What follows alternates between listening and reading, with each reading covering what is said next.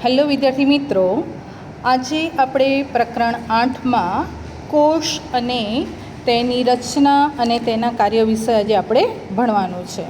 આપણે આગળના ધોરણમાં શીખી ગયા છીએ કે સજીવ કોને કહેવાય અને નિર્જીવ કોને કહેવાય. સજીવના લક્ષણો જોઈ ગયા છે, જેવા કે સજીવ વૃદ્ધિ પામે છે, વિકાસ કરે છે, પોતાના જેવો જ બીજો સજીવ ઉત્પન્ન કરે છે.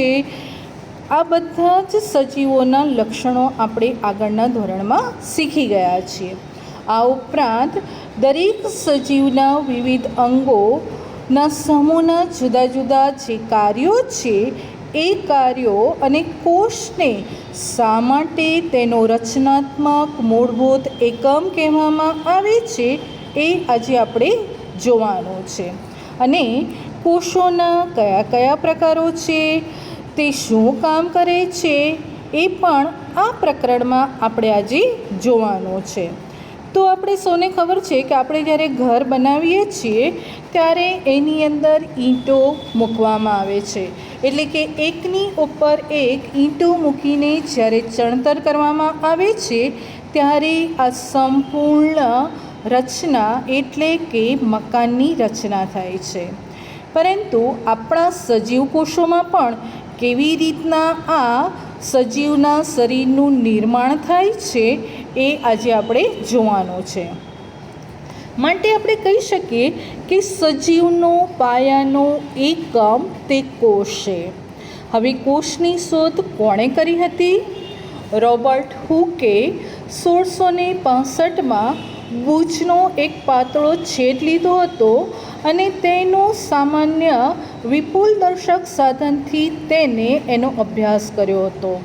આ અભ્યાસમાં આ બૂચના છેડામાં અનેક ખાનાઓ જેવી રચના જોવામાં આવી અને આ ખાનાઓ વિભાજિત થયેલા જોવા મળ્યા.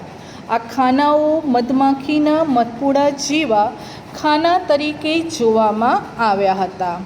આ ઉપરાંત આપણે જોઈ શકીએ છીએ કે તેઓએ તે પણ જોયું કે આ ખાના એકબીજા સાથે દિવાલ અથવા વિભાજન પટ્ટી દ્વારા છૂટા પડેલા હતા.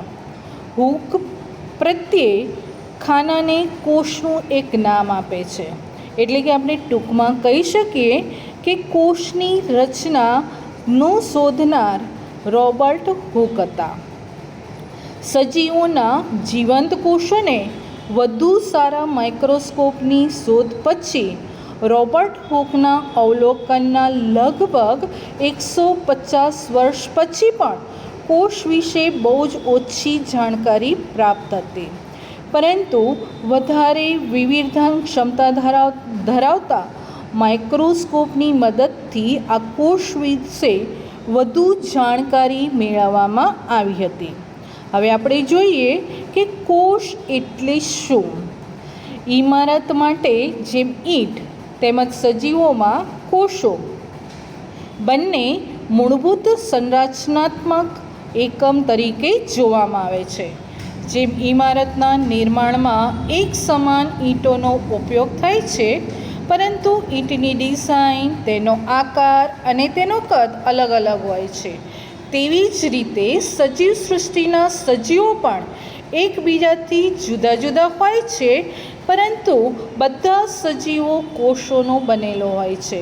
એટલે કે નિર્જીવની ઈંટોની સાપેક્ષમાં સજીવોના કોષોની સંરચના અત્યંત જટિલ જોવા મળે છે. આપણે સૌથી પહેલાં જોઈએ કે આની અંદર કેવી રીતના રચના હોઈ શકે, જે આપણે અહીંયા આગળ આકૃતિમાં સરળતાથી જોઈ શકીએ છીએ. આપણે અહીંયા જેવી રીતના ઈંટોની દિવાલ છે, ઈંટોની દિવાલ કેવી રીતના ગોઠવાયેલી હોય છે, એવી જ રીતના વનસ્પતિ કોષ, જે ડુંગળીનું આપણે પડ લઈએ છીએ, એ ડુંગળીના પડની રચના પણ અહીંયા આગળ આપણને જોઈ શકીએ છીએ. એટલે સમાન રીતે જેવી રીતના ઈંટોની દિવાલ છે, એવી જ રીતના ડુંગળીના પડમાં આપણને આ સંરચના જોવા મળે છે. એટલે કે મરઘીનું ઈંડું એક કોષનું છે તથા તેના કદમાં મોટું હોવાથી તેને આપણે નરી આંખે સરળતાથી જોઈ શકીએ છીએ. આપણે કોષની રચના તો જોઈ, પરંતુ સજીવોમાં કોષોની સંખ્યા, તેનો આકાર અને કદમાં પણ વિભિન્નતા જોવા મળે છે. જેના માટે આપણે જોવું હોય તો માઇક્રોસ્કોપની અંદર આપણે આની કોષની રચના જોઈ શકીએ છીએ. પૃથ્વી પર લાખો સજીવો છે, તે આકાર તેમજ કદમાં ભિન્ન હોય છે. તેમના અંગોનો આકાર, તેમનું કદ અને કોષોની સંખ્યામાં પણ ભિન્નતા જોવા મળે છે. તો ચાલો વિદ્યાર્થી મિત્રો, આપણે કોષોની સંખ્યા વિશે આપણે જોઈએ. આપણે કોષોની સંખ્યાના આધારે તેનું વર્ગીકરણ કરવામાં આવે છે, એટલે કે એકકોષી સજીવ અથવા બહુકોષી સજીવો. કે જે સજીવની અંદર માત્ર એક કોષ આવેલો હોય તેને એકકોષી સજીવ કહેવામાં આવે છે. પરંતુ જે સજીવ એક કરતાં વધુ કોષોનો બનેલો હોય તેને બહુકોષી સજીવ તરીકે ઓળખવામાં આવે છે. એટલે કે આપણે કોષોના જુદા જુદા સમૂહ અને તેના વિવિધ પ્રકારના કાર્યો આપણે જોઈશું. એટલે કે 1 અબજ એટલે કે 100 કરોડ થાય ત્યારે 1 કરોડ એટલે કે 100 લાખ જેટલા આપણે આ કોષો જોઈએ છીએ. જે સજીવોનું શરીર એકથી વધારે કોષોનું બનેલું હોય તેને આપણે બહુકોષી સજીવ કહીએ છીએ અને સજીવ કોષ પણ કહેવામાં આવે છે. નાના સજીવોમાં કોષોની સંખ્યા ઓછી હોવા છતાં પ્રક્રિયાઓને કોઈ પણ પ્રકારથી પ્રભાવિત કરતા નથી. આવા આશ્ચર્યજનક આપણે સૃષ્ટિમાં ઘણા બધા સજીવો જોઈએ છીએ. એટલે કે એક કોષ ફલિત થઈને અંડકોષ બને છે અને તેનું વિભાજન પામીને તે કોષનો વિકાસ પામે છે. એટલે કે એકકોષી સજીવ એટલે જેમ કે ઉદાહરણ તરીકે અમીબા અને પેરામીશિયમ. એક કોષ ધરાવતા સજીવોને આપણે એકકોષી સજીવ કહીએ છીએ. આ ઉપરાંત આપણી આ કોષોમાં જે તમે આકૃતિમાં જોઈ શકો છો અમીબા અને પેરામીશિયમને. અમીબા અનિયમિત આકાર ધરાવે છે, જ્યારે પેરામીશિયમ એ ચપ્પલ જેવો આકાર ધરાવે છે. આ એકકોષી સજીવ અને બહુકોષી સજીવો પણ અમીબા ખોરાક ગ્રહણ કરવાનું, તેનું પાચન કરવાનું, એ ઉપરાંત શ્વસન, ઉત્સર્જન, વૃદ્ધિ તેમજ પ્રજનન જેવી ક્રિયાઓ પણ આ એકકોષી સજીવો કરે છે. આ બહુકોષી સજીવોમાં પણ ઘણા બધા વિવિધ કોષોના સમૂહ દ્વારા આ પૂર્ણ કાર્ય થાય છે. એટલે કે કોષોના સમૂહ પેશીઓનું નિર્માણ કરે છે તથા વિભિન્ન પેશીઓ અંગોનું નિર્માણ કરે છે. આ ઉપરાંત આપણને આ જે કોષોના વિવિધ આકારો છે એ વિવિધ આકારો પણ આપણે જોઈ શકીએ છીએ. જેમ કે અમીબાને કોઈ નિશ્ચિત આકાર હોતો નથી, તે તેનો આકાર સતત બદલે છે. તેમના શરીરમાંથી બહાર નીકળતા વિવિધ પ્રકારના જે પ્રવર્ધો છે એ પ્રવર્ધોને ખોટા પગ તરીકે ઓળખવામાં આવે છે. આ ખોટા પગ તેમની ગતિ કરતી વખતે તથા ખોરાકનું અધિગ્રહણ કરવા સમયે તે આપણને દૃશ્યમાન થાય છે. એટલે કે આ ખોટા પગ તેના પ્રચલનની ક્રિયામાં, એ ઉપરાંત આપણને તેના સામાન્ય રીતે ખોરાક ગ્રહણ કરવાની ક્રિયામાં પણ આ મહત્ત્વનો ફાળો ભજવે છે. આ ઉપરાંત આ જે વિવિધ કોષોના આકાર છે, વિવિધ કોષોના આકારમાં મનુષ્યના રુધિરમાં જોવા મળતા જે શ્વેતકણો છે, જેને આપણે WBC કહીએ છીએ અથવા વ્હાઇટ બ્લડ સેલ્સ કહીએ છીએ, એ પણ એકકોષી સંરચનાનું એક ઉત્તમ ઉદાહરણ છે, જે પોતાનો આકાર બદલી શકે છે. એ ઉપરાંત શ્વેતકણ એક કોષ છે, જ્યારે અમીબા પણ એક કોષી પૂર્ણ સજીવ છે, જે પોતાનું સ્વતંત્ર અસ્તિત્વ ધરાવે છે. આ ઉપરાંત સજીવમાં લાખોની સંખ્યામાં કોષો આપણને જોવા મળે છે અને સજીવોમાં કોષોનો આકાર કેવો છે એ આપણે ભિન્ન ભિન્ન રચનાઓ દ્વારા જોઈ શકીએ છીએ અને એ દરેકના વિશિષ્ટ કાર્યો સાથે સંબંધ ધરાવે છે. સામાન્ય રીતે કોષો ગોળ, ચપટા, લંબાયેલા હોય છે. કેટલાક કોષો લાંબા હોય છે, જેના બંને છેડા અણીવાળા હોય છે. તેઓનો આકાર ત્રાકાકાર કહેવામાં આવે છે, જેને આપણે આકૃતિ બીની અંદર જોઈ શકીએ છીએ. આકૃતિ એમાં મનુષ્યના શ્વેતકણોની રચના જોવા મળે છે. આ ઉપરાંત જેમ આપણા શરીરની અંદર ઘણા કોષો છે જે લાંબા પણ છે, કેટલાક શાખાવાળા પણ છે, એ કોષોને ચેતાકોષ કહેવામાં આવે છે. આ ચેતાકોષો સંદેશો પ્રાપ્ત કરીને તેનું વહન કરે છે, જેના દ્વારા શરીરમાં સંકલન તેમજ નિયમન સહનિયમનનું કાર્ય કરવામાં આવે છે. આપણે અહીંયા આગળ આ મનુષ્યનો ચેતાકોષ જોઈ રહ્યા છે. આ એક ચેતાકોષ મળીને અસંખ્ય ચેતાઓ બને છે અને એ ચેતાઓ આપણા શરીરમાં સંદેશાવાહક તરીકેનું કાર્ય કરે છે. આ જે ચેતા છે, મનુષ્યની ચેતા, એની અંદર જે આકૃતિ છે એમાં જે સૌથી વચ્ચે ગોળ જે રચના જોવા મળે છે એને કોષ કેન્દ્ર કહેવામાં આવે છે. એની આજુબાજુ જે તંતુ જેવી શાખાઓ છે તેને શિખાતંતુ કહેવામાં આવે છે. જે પાછળનો એનો વચ્ચેનો અનિયમિત આકાર છે જેને કોષકાય કહેવામાં આવે છે. એની નીચે જે લાંબી જે દાંડી જેવી રચના છે તેને અક્ષતંતુ કહેવામાં આવે છે. અને જે સૌથી નીચે જે આપણને અલગ અલગ રેખાઓ જોવા મળે છે જેને ચેતાંતો કહેવામાં આવે છે.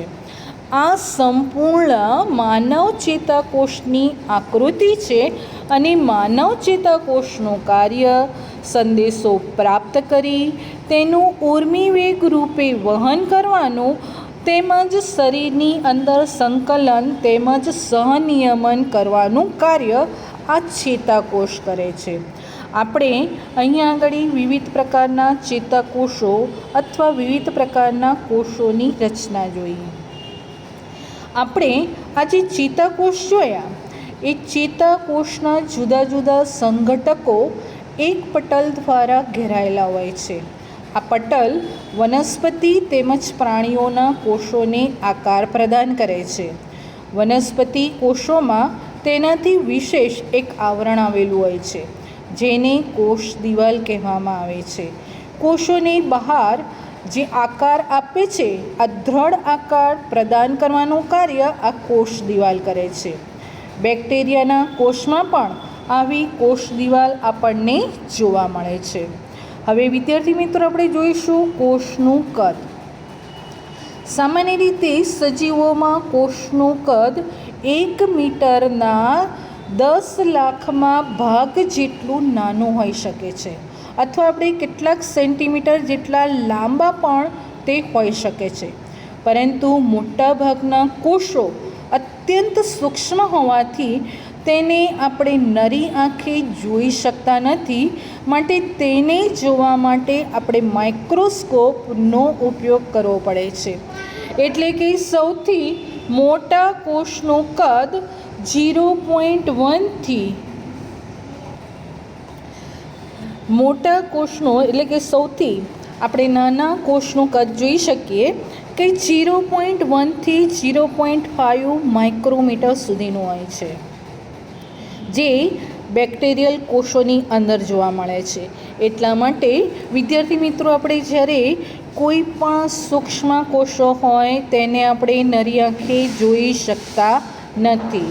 પરંતુ સૌથી મોટો કોષ તે સામરૂગનું એક ઈંડું છે કે સામરૂગના ઈંડાની અંદર તેનું કદ 170 mm ગુણ્યા 130 mm જેટલું જોવા મળે છે. એટલે સામરૂગનું ઈંડું સૌથી મોટો કોષ ધરાવતું ઈંડું છે. આપણે સૌએ મરઘીનું ઈંડું તો જોયું જ છે. આપણે મરઘીના ઈંડાની અંદર એની અંદર 2 કવચ જોવા મળે છે. જ્યારે આપણે ઈંડાને ગરમ પાણીમાં ઓગાળીએ છીએ તથા તેનું કવચ દૂર કરીએ છીએ ત્યારે આપણને એક સફેદ પદાર્થ જોવા મળે છે કે જેના કેન્દ્રસ્થ ભાગમાં પીળા રંગનું એક વીંટળાયેલું આવરણ હોય છે. જે સફેદ ભાગ છે તેને આલ્યુમિન કહેવામાં આવે છે અને જે ઉકાળવાથી ઘટ્ટ ભાગમાં પરિવર્તિત થઈ જાય છે, જે પીળો ભાગ તરીકે દેખાય છે તેને જરદી તરીકે ઓળખવામાં આવે છે. આ એક કોષનો ભાગ છે. તેમને આપણે માઇક્રોસ્કોપ વગર પણ સરળતાથી જોઈ શકીએ છીએ. આ ઉપરાંત આપણે હાથીના અને ઉંદરના ઈંડાઓને પણ સારી રીતના જોઈ શકીએ છીએ.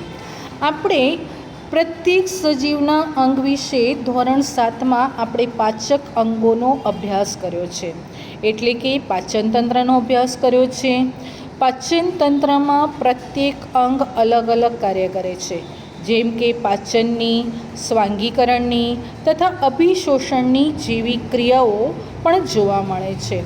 આ ઉપરાંત આપણને તેના વિવિધ અને વિશિષ્ટ કાર્યો પણ આપણે જોઈ શકીએ છીએ. એવી જ રીતના વનસ્પતિ અંગો પણ વિશિષ્ટ કાર્યો કરે છે. ઉદાહરણ તરીકે મૂળ પાણી તેમજ ખનિજ ક્ષારોનું શોષણ કરવામાં મદદ કરે છે, જે આપણે 7મા ધોરણમાં આપણે એનો અભ્યાસ કર્યો હતો. આ ઉપરાંત પર્ણ પ્રકાશ સંશ્લેષણનું કાર્ય તેમજ ખોરાક બનાવવાનું કાર્ય પણ કરે છે. આ સાથે વનસ્પતિના પર્ણમાંથી પ્રકાશ સંશ્લેષણની ક્રિયા થાય છે, જે વાતાવરણમાં ઓક્સિજન છૂટો પાડે છે અને કાર્બન ડાયોક્સાઇડ વાયુનો ઉપયોગ કરીને તે પોતાનો ખોરાક જાતે બનાવે છે. તો આ વિવિધ કાર્યો આપણને આ વનસ્પતિના અંગોની અંદર પણ જોવા મળે છે. આ ઉપરાંત આપણે કહી શકીએ કે દરેક અંગ એક નાના ભાગ દ્વારા નિર્માણ પામે છે, જેને પેશી કહેવામાં આવે છે, અને નિશ્ચિત કાર્યો કરતા કોષોના સમૂહને આપણે પેશી કહીશું. પહેલી આપણે જ્યારે એક અંગ પેશીઓનું બનેલું છે, જે ખરેખર કોષનું બનેલું છે, અને કોષ એક જીવંત સંરચના છે, જેને કારણે એને મૂળભૂત રચનાત્મક એકમ તરીકે ઓળખવામાં આવે છે. આપણે કોષ વિશે તો જોયું વિદ્યાર્થી મિત્રો, પરંતુ કોષની અંદર કયા કયા મૂળભૂત ઘટકો આવેલા છે. હવે કોષમાં આપણે 2 પ્રકારના કોષો જોઈએ છીએ, એક વનસ્પતિ કોષ અને બીજો પ્રાણી કોષ. વનસ્પતિ કોષ અને પ્રાણી કોષનું નિર્માણ અને એની અંદર આપણને કયો તફાવત જોવા મળે છે.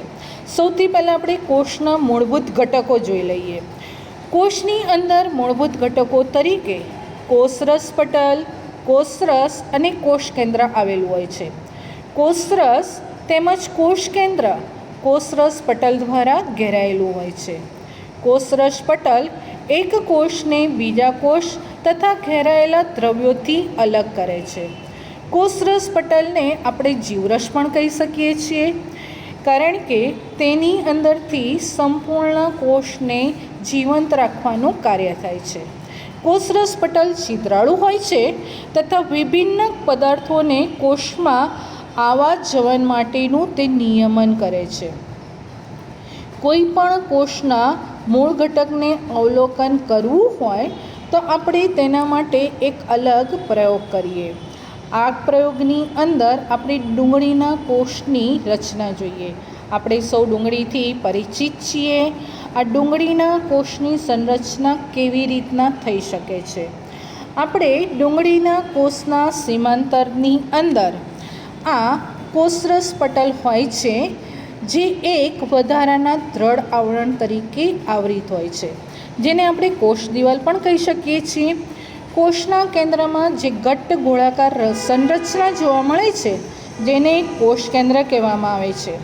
કોષ કેન્દ્ર તેમજ કોષરસ પટલના વચ્ચે જેલી જેવો જે પદાર્થ આવેલો છે, તેને કોષરસ કહેવામાં આવે છે. વિદ્યાર્થી મિત્રો, અહીંયા આકૃતિમાં આપણને આ ડુંગળીના કોષના પડનું અવલોકન આપણે સરળતાથી કરી શકીએ છીએ કે જેની અંદર કોષ કેન્દ્ર અને કોષરસ આપણને સ્પષ્ટ દેખાય છે. જ્યારે આપણે આની ડુંગળીના પડની સ્લાઇડ બનાવવી હોય તો આપણે ઘરે પણ બનાવી શકીએ છીએ, પરંતુ એને જોવા માટે આપણે માઇક્રોસ્કોપની જ જરૂર પડે છે. જ્યારે આપણે એની સ્લાઇડ બનાવવી હોય તો સૌથી પહેલાં આપણે ડુંગળી છે એ ડુંગળીની અંદર એક પાતળું, આપણે જે ઉપરના પડ કાઢીએ છીએ ને એની અંદર એક પાતળું સફેદ આવરણ નીકળે છે. આપણે આખી ડુંગળીનું પડ નથી લેવાનું, પણ જે સફેદ આવરણ નીકળે છે એ સફેદ આવરણને આપણે એક કવર સ્લાઇડ્સ ઉપર મૂકીએ એને અભિરંજકથી અભિરંજિત કરીએ. અભિરંજકમાં તમે મિથિલિન બ્લૂનો પણ ઉપયોગ કરી શકો છો અથવા આયોડિનનો પણ ઉપયોગ કરી શકો છો કે જેનાથી એની અંદર આવેલા કોષ, કોષરસ અને કોષ કેન્દ્ર, કોષ દિવાલને તમે સ્પષ્ટ જોઈ શકો. અભિરંજિત કર્યા પછી તેની ઉપર કવર સ્લિપ મૂકવામાં આવે છે. કવર સ્લિપની અંદર એવી રીતના મૂકવામાં આવે છે કે જેથી કોઈ પણ પ્રકારના બબલ્સ અંદર ન આવે, એટલે કે એર ન રહી જાય. એને ધીરે ધીરે દબાવવામાં આવે છે અને ફ્લોટિંગ પેપર દ્વારા એને વધારાનું અભિરંજક દૂર કરવામાં આવે છે. થોડાક સમય માટે એને સુકાવવામાં આવે છે અને પછી તેને માઇક્રોસ્કોપમાં જોવામાં આવે છે. આ રીતે આપણે ડુંગળીના કોષને સરળતાથી આપણે માઇક્રોસ્કોપની અંદર આ જે ઈંટ આકારની સંરચના છે એ ઈંટ આકારની સંરચના આપણે જોઈ શકીએ છીએ. આની અંદર આ જે વનસ્પતિ છે એ વનસ્પતિના કોષનો આપણે સરળતાથી આપણે અભ્યાસ કરી શકીએ છીએ. આ અભ્યાસ માટે વનસ્પતિ કોષમાં કોષરસ પટલની સાથે વધારાનું એક જે બહારનું જાડું પડ આવેલું છે જેને આપણે કોષ દિવાલ કહીએ છીએ. કોષરસ પડની ફરતે આ વધારાનું પડ વનસ્પતિના કોષોના રક્ષણ માટે ખૂબ જ જરૂરી છે.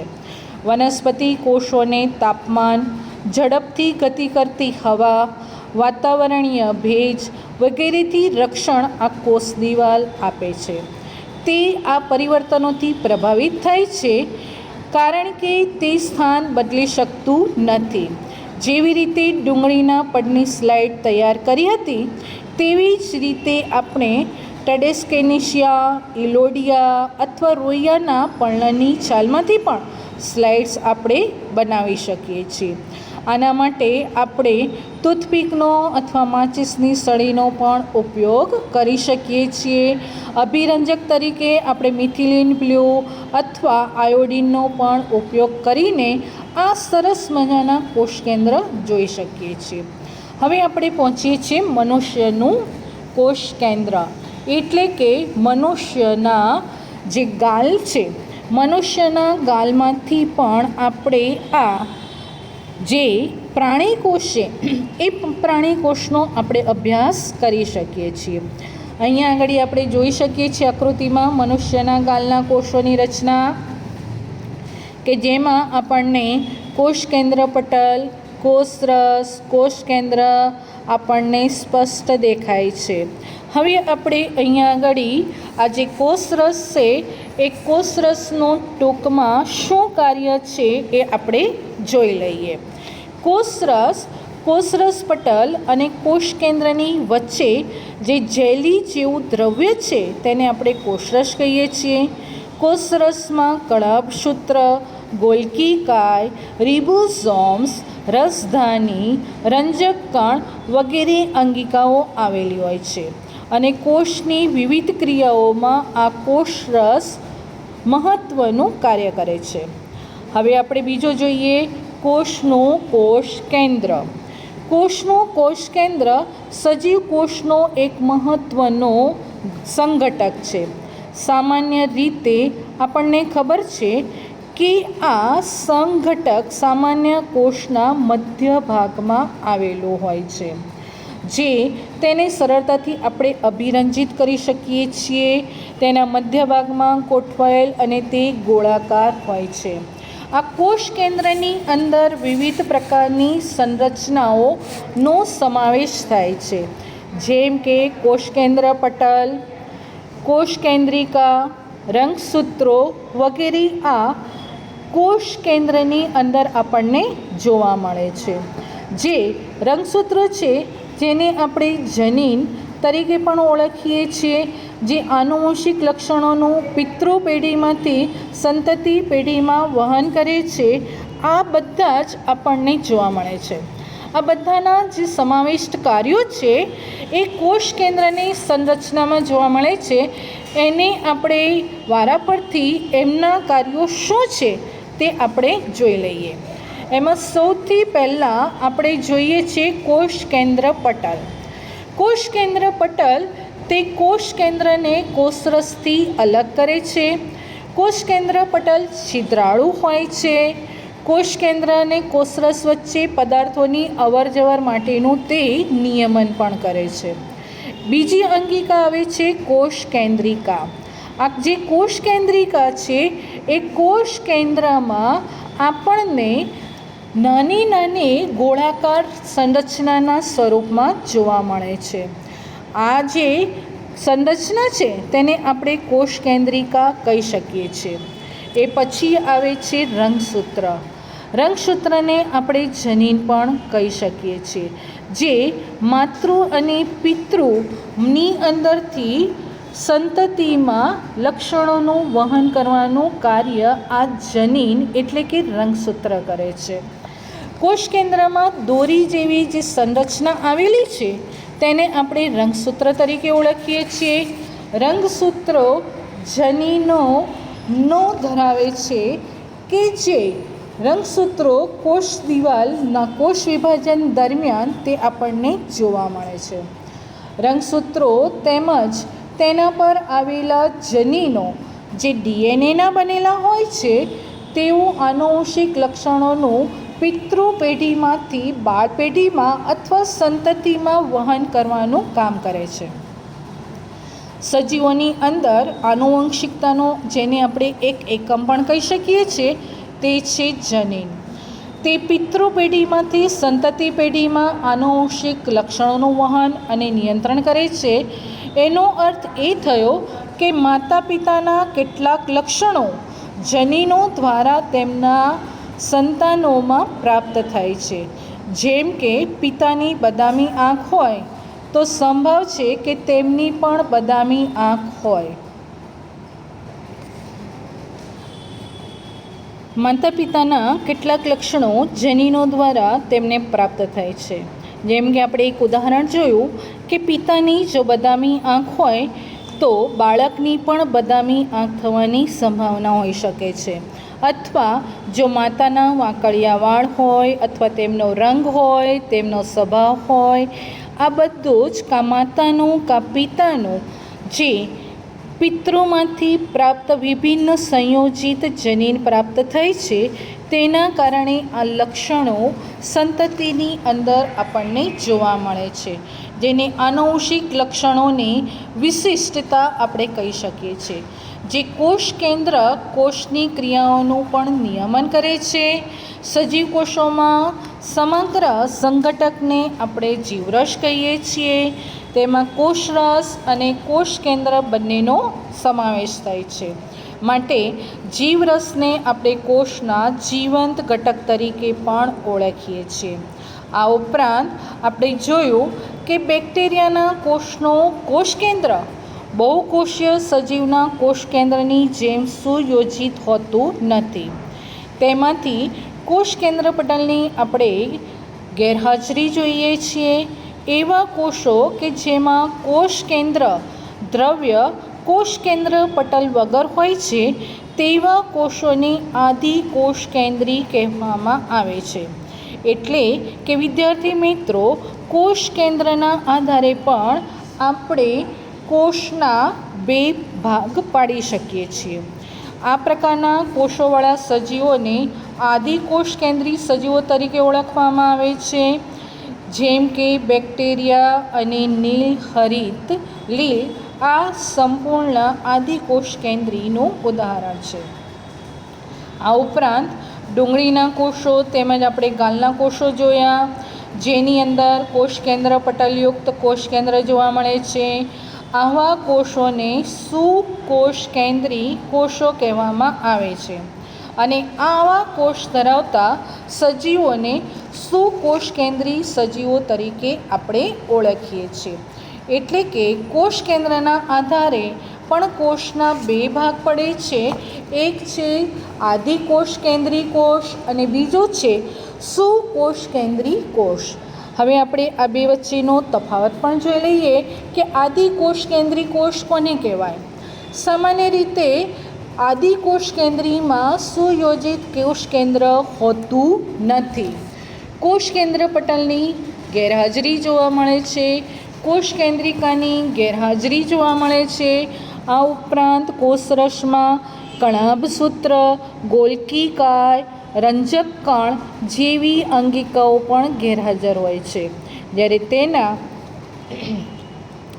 બે ઉદાહરણો છે બેક્ટેરિયલ કોષ અને નીલ હરિત લીલના કોષો.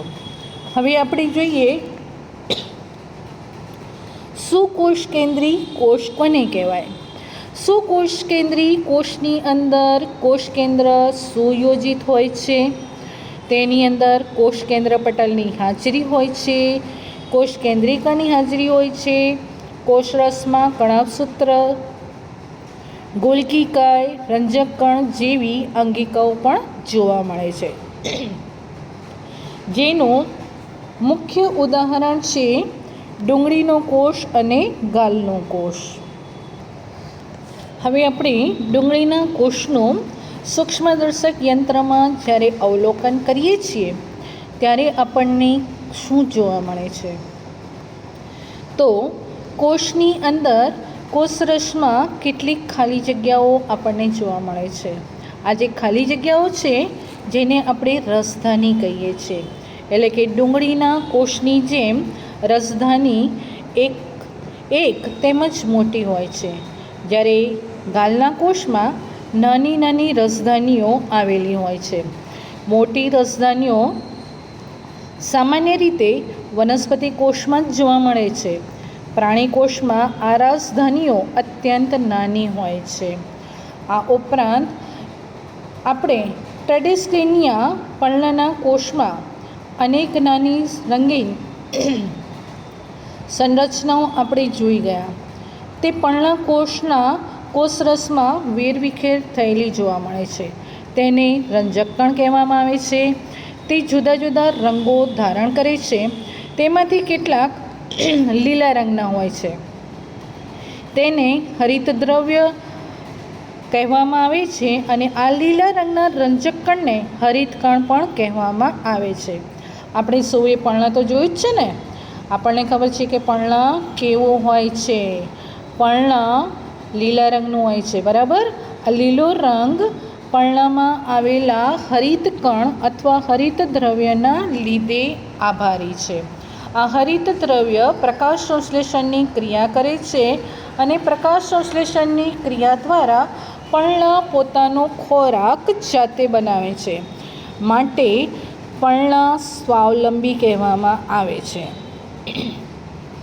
હવે આપણે પ્રાણી કોષ અને વનસ્પતિ કોષની તુલના જોઈ લઈએ, જે અહીંયા આપણને આકૃતિની અંદર સ્પષ્ટ રીતે જોવા મળે છે. અહીંયા આકૃતિમાં પ્રાણી કોષ અને વનસ્પતિ કોષની રચના જોઈએ છે. જે પહેલી રચના છે એ વનસ્પતિ કોષ છે અને બીજી છે પ્રાણી કોષની છે. બંનેમાં કઈ સમાનતા આપણને જોવા મળે છે અને શું છે. સૌથી પહેલાં વનસ્પતિ કોષની અંદર બહારની બાજુ કોષ દિવાલ છે અને કોષ દિવાલમાં કોષરસ પટ છે. એ ઉપરાંત હરિતકણ જોવા મળે છે. બંનેમાં કોષ કેન્દ્ર છે, કોષરસ છે, રસધાની છે અને કોષરસ પટલ પણ છે. તો વનસ્પતિ કોષ અને પ્રાણી કોષમાં આપણને આ બંને તફાવત જોવા મળે છે. મુખ્ય રીતે એનો તફાવત છે કોષ દિવાલનો. વનસ્પતિની અંદર કોષ દિવાલ હોય છે, જ્યારે પ્રાણી કોષમાં કોષ દિવાલ હોતી નથી.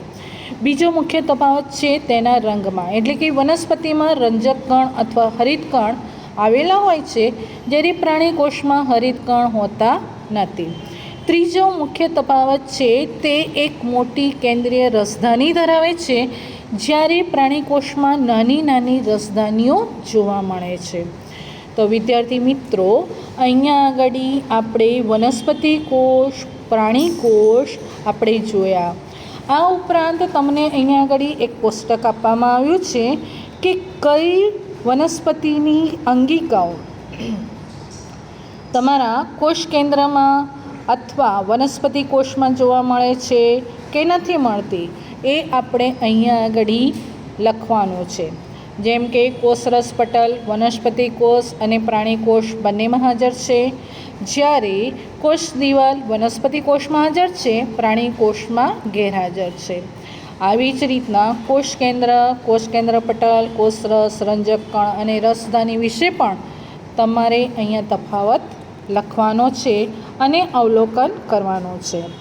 તો વિદ્યાર્થી મિત્રો, અહીંયા આગળ આપણે પાઠ 8 વનસ્પતિ કોષ એક સંરચનાત્મક રચના, જે એક સજીવનો મૂળભૂત એકમ કહેવામાં આવે છે, એની આપણે સંપૂર્ણ માહિતી મેળવી. તો અહીંયા આગળ આપણે પ્રકરણ 8 પૂર્ણ કરીએ છીએ, જેનો સ્વાધ્યાય તમારે લખવાનો રહેશે અને એની PDF હું તમને આપી દઈશ. ધન્યવાદ.